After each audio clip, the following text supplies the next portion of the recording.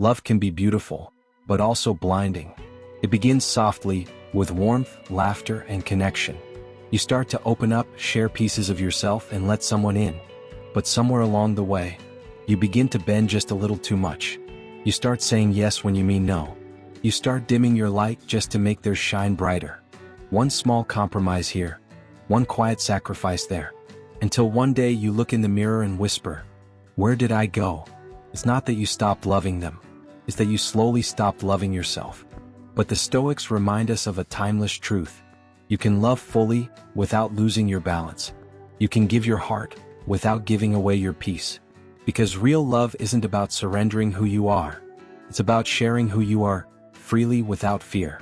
Seneca once said, "He who is brave is free." And that includes the courage to love, without making yourself a prisoner of love. So if you've ever lost yourself trying to hold on to someone else, this message is for you.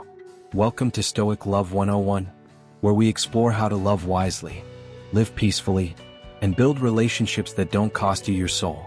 If you're on a journey to love deeply and stay true to yourself, take a second to subscribe, because this space is for hearts that want to love, without losing themselves along the way. 1. The trap of losing yourself. When we fall in love, we often think love means merging. Two hearts, one soul. It sounds romantic. But somewhere in that merging, we forget that love isn't meant to dissolve you. It's meant to reveal you. At first, it feels natural to give. You want to make them happy, to be there, to show up in every way possible. You start to say, "we" instead of "I." You prioritize their needs, their comfort, their happiness, until one day you realize you've been living their life more than your own. You start agreeing when you want to say no. You silence your opinions to keep the peace. You hide parts of yourself you think they won't accept. And slowly, without noticing, you begin to disappear in the name of love. But love isn't meant to erase you. It's meant to expand you. It should bring out more truth, not more silence. More confidence, not more confusion. Marcus Aurelius once said, "The happiness of your life depends upon the quality of your thoughts." If your thoughts constantly revolve around keeping someone else happy, you lose touch with your own peace. That isn't love, that's dependency disguised as devotion. Because real love doesn't ask you to sacrifice your soul for connection. It asks you to bring your whole self to the table, to stand beside them, not beneath them.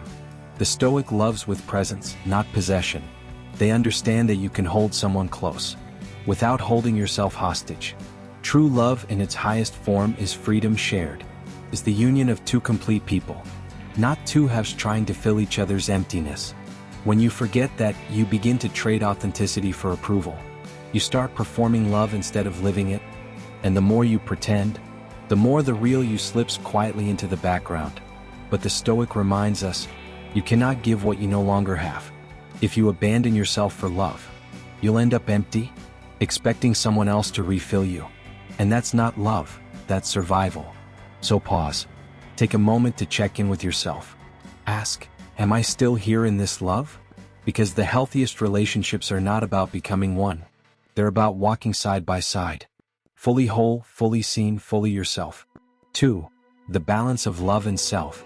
To love without losing yourself, you must remember one simple truth. You belong to yourself first. Love is not ownership. It's not about becoming someone's world. It's about sharing your world with them. Epictetus once said, "No person is free who is not master of themselves." And freedom, emotional, spiritual, personal, is the foundation of real love. Because you can't pour from an empty heart. You can't give peace if you don't live in it. You can't nurture connection if you're running on self-neglect. So love them, but love yourself enough to set boundaries. Give affection, but keep your independence.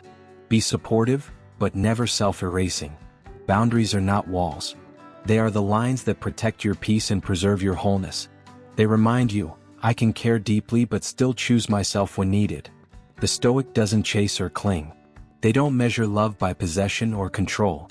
They stand grounded, calm, clear, centered, knowing that love flows naturally when both people are whole. Because when two complete souls meet, they don't complete each other, they complement each other. They become companions in growth, not crutches for survival. Each person free to stand tall, yet still choose to stand together. That's the balance, to hold someone close, while never letting go of yourself. The Stoic heart understands that love is not about losing identity, but sharing it, not about merging into one, but about walking side by side, in freedom, respect, and peace. 3. Loving from strength, not fear. Many people lose themselves in love because they fear loss. They think, if I don't do everything they want, they'll leave. If I speak my truth, I might push them away. And so, little by little, they begin to trade authenticity for attachment. They give in to silence just to keep the peace. They shrink their needs just to stay wanted. But fear-driven love isn't love, it's dependency wearing love's mask. Seneca once said, "He who fears he shall suffer already suffers what he fears." When you love from fear, you begin to suffer twice, once in your anxiety, and again in your silence. You hand over your peace in exchange for temporary comfort. You cling hoping they'll stay, but the tighter you hold, the more your spirit slips away. The Stoic understands that love cannot be sustained by fear. True connection grows only where freedom lives. When you love from strength, you bring calm into the connection. You love them not because you need them to fill you, but because your heart is already full enough to give. The Stoic heart says, "I love you, but my peace is not negotiable." That's not pride, that's maturity. It's knowing that love should add to your life, not consume it. That being with someone should bring harmony, not chaos. Loving from strength means showing up as your true self, not a version edited to please someone else. It means speaking honestly, listening deeply, and standing firmly in your own truth. Because real love recognizes truth. It doesn't ask you to pretend, to shrink, or to perform. It doesn't punish you for having boundaries or independence. It celebrates both. The Stoic loves without fear because they understand. Love is not about control, it's about choice. And the most powerful love is the one freely given, not the one demanded out of insecurity. So love deeply but never desperately. Give fully but never forget yourself. Because love rooted in fear fades, but love grounded in strength endures. 4. The Stoic way to stay grounded in love. So how do you love without losing yourself? The Stoics would tell you this. Know who you are before you give yourself away. Because when you forget your center, even love becomes confusion. Stay rooted in your values, in honesty, discipline, and peace. Let those guide how you love, how you forgive, and how you walk away.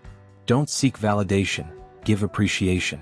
Because love that constantly needs to be proved will never feel safe. But love that is grateful, for the simple moments, for the presence, for the growth, that kind of love lasts longer and hurts less. Be grateful for love but not dependent on it. Let it inspire you, not define you. Because dependence turns love into fear. And fear will always suffocate what was meant to be free. And when love ends, let it go with grace. Not because you stopped caring, but because you started understanding. Every person we meet is a teacher. Some stay to grow with us. Others come to show us what we must learn alone. You are not half of a whole. You are a complete soul, capable of giving and receiving love. Without losing your balance. Love should be a garden where two people grow together, not a storm where one gets washed away. It should bring clarity, not chaos. Freedom, not fear. The Stoic doesn't run from love. They simply refuse to drown in it. They understand that the deepest connection isn't built on dependency, but on shared strength, mutual respect, and calm understanding. So love deeply, but stay grounded. Let your heart be open, but your peace remain untouchable. Because the Stoic way isn't to love less. It's to love wisely. Love will always test us.